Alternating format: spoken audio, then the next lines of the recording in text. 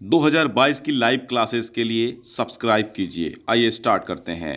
सुमित्रानंदन पंत, जीवन परिचय हेडिंग डाल दीजिए।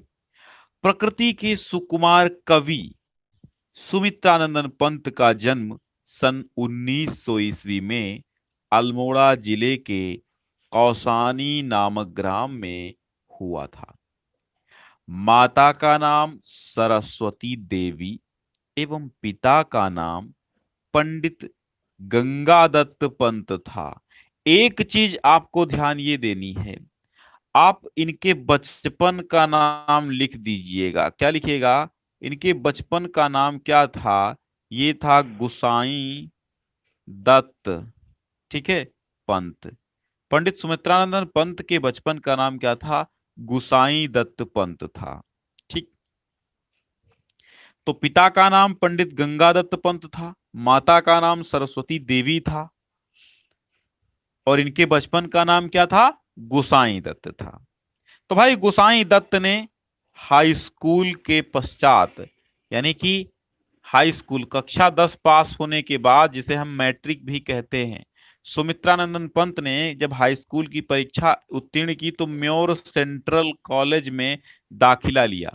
ठीक है, म्योर सेंट्रल कॉलेज में इन्होंने प्रवेश लिया 1921 ईस्वी में। लेकिन हो क्या रहा था? 1921 ईस्वी में असहयोग आंदोलन प्रारंभ हो गया था, और यह असहयोग आंदोलन चलाने वाले कौन थे? महात्मा गांधी थे। तो जब 1921 में, अब कारण क्या था? असहयोग आंदोलन में कूदे नहीं थे ये।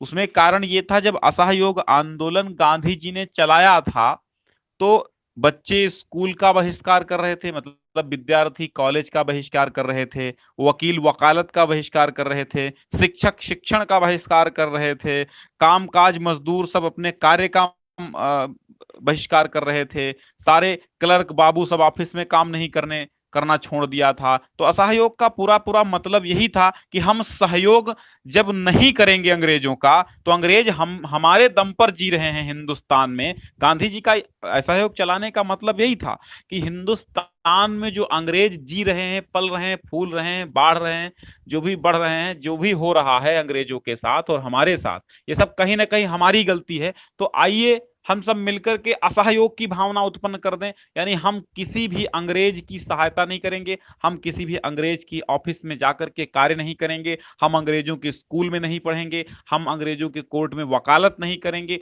हम अंग्रेजों के खेत नहीं जोतेंगे। तो बिल्कुल असहयोग की भावना पैदा हो जाएगी। तो अंग्रेज, या बिल्कुल जब असहयोग, कोई किसी से सहयोग ही नहीं देगा। ठीक है, अभी देखो ईंट भट्ठा वाला ईंटा बनाना छोड़ दे, मोरंग वाले मोरंग लाना छोड़ दें, सीमेंट वाले सीमेंट बनाना छोड़ दें, सप्लाई छोड़ दें, तो क्या होगा? देश की अर्थव्यवस्था चरमरा जाएगी। फिर कहीं भी टी टैक्स नहीं पाएगी सरकार, कुछ भी नहीं होगा, तो सहयोग की भावना उत्पन्न हो जाएगी। और फिर क्या होगा? फिर सरकार को समर्पित करना होगा जनता को, अपने आप को। तो वही हुआ, असहयोग कहीं ना कहीं सहयोग न करना था। तो गांधी जी ने असहयोग आंदोलन चलाया था, उन्होंने कहा था आप सहयोग नहीं कीजिए। तो हिंदुस्तान का हर व्यक्ति बहिष्कार कर रहा था, कोई काम नहीं अंग्रेजों का हो रहा था। तो वही असहयोग भावना में ही पंडित सुमित्रानंद पंत जी ने जो क्या किया था, स्कूल छोड़ दिया था। और फिर क्या हुआ था? ये स्कूल छोड़कर साहित्य साधना में प्रवृत्त हो गए, यानी फिर ये अपना साहित्य में जो कुछ लेखन कार्य कर रहे थे वो करते रहे। आप सोचिए, इंटरमीडिएट पास था, इंटरमीडिएट पास भी नहीं थे पंत जी, और फिर भी बुद्धिमान थे। आजकल का विद्यार्थी ग्रेजुएशन और पोस्ट ग्रेजुएशन करके भी कुछ नहीं कर पा रहा है भाई, क्योंकि किताबों का सिलेबस और बोझ कम हो गया है। और ये कहीं ना कहीं दिक्कत की बात है, हमारा सिलेबस कम हो रहा है, हमारा बोझ कम हो रहा है। हमें अधिक पढ़ना चाहिए, हमें कम नहीं। कम में कोई काम नहीं चलता भैया। तो 1950 में इन्होंने क्या काम किया कि 1950 में Pant ji all India radio, अर्थात AIR जिसको हम बोलते हैं, ऑल इंडिया रेडियो, है ना, सुबह सुबह आते थे पहले रेडियो में, all India radio presents morning news, ऐसे करके आते थे ना। और वो संस्कृत में समाचार आते हैं, आज भी आते हैं, लखनऊ चैनल से। तो कहते हैं संप्रति वार्ता श्रूयन्ताम प्रवाचकाः बलदेवानंद सागरा, वो ऐसे करके बड़ा आनंद आता था संस्कृत का। अब तो रेडियो बहुत कम हो जा रहे हैं भाई। हम सभी से यही गुजारिश करेंगे, रेडियो लीजिए और लखनऊ स्टेशन सदैव सुनिए AIR। ठीक है। तो ऑल इंडिया रेडियो के 1950 ईस्वी में पंत जी परामर्शदाता नियुक्त किए गए। फिर ये 1957 तक वहीं लगे रहे। ठीक है। इसके बाद 1957 में ये बिल्कुल रेडियो से जुड़ गए और इन्हें इनकी रचना चिदम्बरा पर ज्ञानपीठ पुरस्कार प्राप्त हुआ था। ओके। अगर आपसे प्रश्न पूछा जाए कि ज्ञानपीठ पुरस्कार किस कृति पर सुमित्रानंद पंत को मिला था, तो वो थी चिदम्बरा। ठीक है, चिदम्बरा पर ज्ञानपीठ पुरस्कार मिला था। सन सरस्वती के अमर पुत्र पंत जी ने इस असार संसार को छोड़कर इस असार संसार से विदा ले ली, अर्थात पंचतत्व में लीन हो गए। अब आप इनकी कृतियां पढ़िए। कृतियों के मैंने ट्रिक बना रखे हैं। ये ट्रिक को आपको याद करना है। 3 ट्रिक है और 3 ट्रिक में आपकी सारी कृतियां संपन्न। एक बार शेयर कर दीजिएगा। हमारे चैनल को आप विस्तृत क्षेत्र में ले जाइए, इसका विस्तार कीजिए, हजारों हजारों लोगों को जोड़िए। ये आपका कर्तव्य बनता है कि आपकी सहयोग से हम कहीं ना कहीं आगे बढ़ सकते हैं और हमारे सहयोग से कहीं ना कहीं आप आगे बढ़ सकते हैं। इसलिए शेयर जरूर कीजिएगा, बिल्कुल भी इसको शेयर करना मत भूलिएगा, क्योंकि अगर चीज पसंद आ जाए तो उसको लाइक और शेयर जरूर कर देना चाहिए। इससे पता चलता है कि लोग हमारा सपोर्ट कितना कर रहे हैं। वीणा, ग्रंथि, पल्लव, गुंजन, पल्लविनी, अतिमा। ये अतिमा है, ठीक है, अतिमा। इसको आप अतिमा लिखिएगा, अतिमा। ठीक है, इसको अतिमा कहते हैं ऐसे। तो ये अतिमा है, मिट गई है थोड़ा सा। इसका पीडीएफ भी डिस्क्रिप्शन में लिंक है। टेलीग्राम चैनल ज्वाइन कर लीजिए, वहीं पर सारी पीडीएफ मैं देता रहता हूँ जो पढ़ाता हूँ, जीवन परिचय की खास करके। तो वीणा, ग्रंथि, पल्लव, गुंजन, पल्लवनी की ट्रिक क्या होगी? वीग्र पगुम्पल। वीग्र पगुम्पल, तो वी से वीणा, अग्रा से ग्रंथि, पा से पल्लव, गुण से गुंजन, पल से पल्लविनी। ठीक है, वीणा, वीग्र पगुम्पल, वीणा, ग्रंथि, पल्लव, गुंजन, पल्लविनी। कैसा लगा वीग्र पगुम्पल? वीग्र पगुम्पल, वीग्र पगुम्पल ऐसे रट लीजिए भैया, वीग्र पगुम्पल, है ना। तो अब देखिए, अतिमा, युगांत, युगवाणी, ग्राम्या, स्वर्ण किरण, स्वर्ण धूलि, उत्तरा।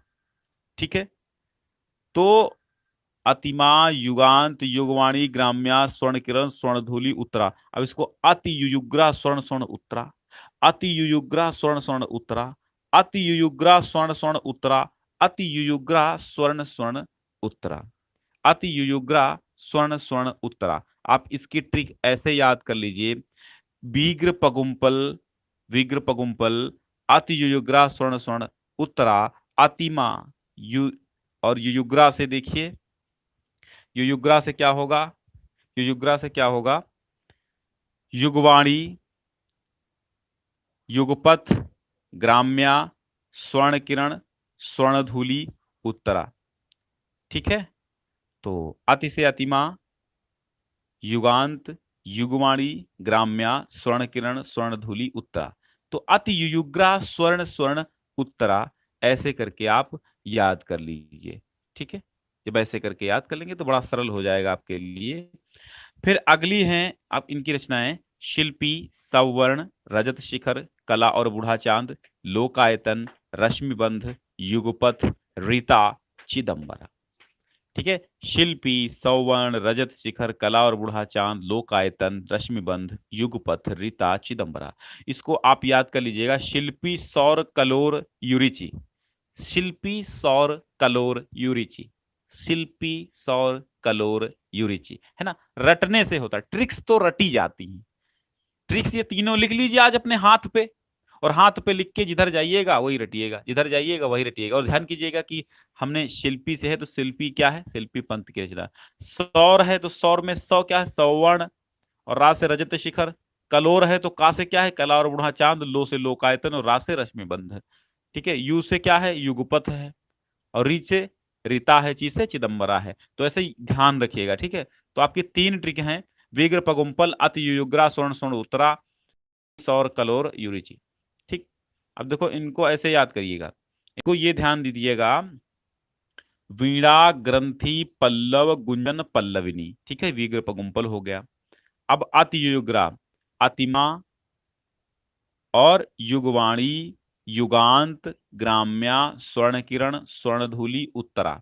ठीक, अब देखो, शिल्पी, सौवर्ण, रजत शिखर, कला और बूढ़ा चांद, लोकायतन, रश्मिबंध, युगांत, ऋता, चिदंबरा। युगपथ होगा, ठीक है, युगपथ, ऋचा और चिदंबरा। तो आज का कैसा लगा भाई? आप सभी बच्चों बताइएगा, और ज़्यादा से ज़्यादा शेयर कीजिए। कल हम पंत जी की रचना चींटी की व्याख्या कराएंगे। बहुत ही अच्छी व्याख्या है, बहुत ही इंपॉर्टेंट है और बहुत ही सरल है। ठीक है, तो चींटी को कल जरूर सुनिएगा। और इनका जो चंद्रलोक में प्रथम बार है वो शायद हटा है। तो जो जो हटा है वो मैं बिल्कुल नहीं पढ़ाऊंगा, क्योंकि आपको टाइम बिल्कुल वेस्ट नहीं करना है और फालतू का नहीं पढ़ना है।